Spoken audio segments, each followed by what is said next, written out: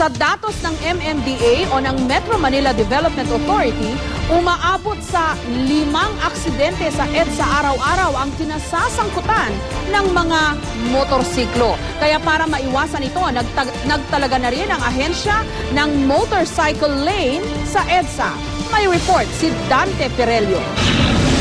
Sinubukan ng ilang grupo ng riders ang motorcycle lane sa EDSA. Mula panulukan ng East Avenue at Timog Avenue, binaybay nila ang kahabaan ng EDSA hanggang Balintawak. Kapansin-pansin ng mga sasakyan na bumababad sa blue lane na inilaan lang para sa mga motorsiklo. Gayon din ang mga bigla na lang nagsuswerve. Hindi eksklusibo sa mga motorsiklo ang motorcycle lanes kaya maaaring pumasok ang mga pribadong sasakyan maliban sa mga public utility vehicle. Ang isa sa nakikita ko lang na sa ngayon yung problema, yung mga four wheels natin, sila yung bumababa doon sa motorcycle lane na kung saan nawawala sa lane yung mga motorcycle na uubligang lumabas. Ang rekomendasyon namin dito, nananawagan po kami sa lahat ng mga four wheels vehicles na irespeto itong motorcycle lane. Sa mga hindi pa nakakaalam, ang motorcycle lane ay ang pang-apat na lane mula sa kanan. Makikita ito sa EDSA mula sa monumento hanggang sa Pasay City at pabalik. 5 lang po lanes ang EDSA, yung extreme left, yun po yung fast lane. Yung dalawang lane sa kanan, yun po yung sa PUB. So sa pag-aaral po namin, safe po yung ika-4 na lane. Isang linggo ang dry run.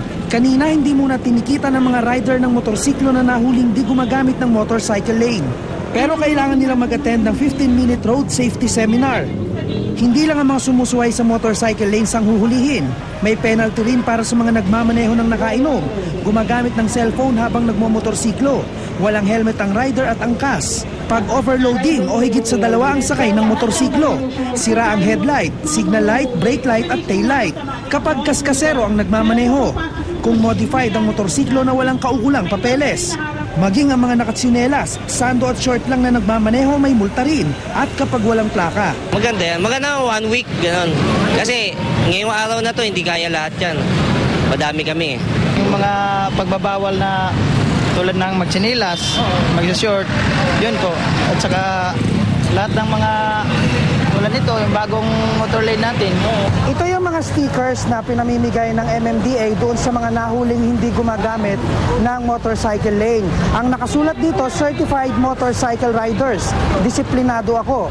Ikakabit mo ito doon sa kaliwang bahagi ng manibela ng motorsiklo malapit sa headlight. Pero pag nahuli ka ulit, ipapakita mo lang itong stickers na to para hindi ka na mag-undergo uli ng seminar. Pero sa Lunes na darating, pag nahuli ka, magmumulta ka na. Dahil ibig sabihin, may sapat ka ng kaalaman sa tamang paggamit ng motorcycle lane pero hindi mo pa rin ito sinunod. Ang mga ganitong hakbang mahalaga raw para maiwasan ng aksidente pero baliwala raw ito kung walang disiplina. Nakikita naming mali kasi may mga, lalo na yung mga public utility vehicles kasi meron naman silang designated na yellow lanes eh.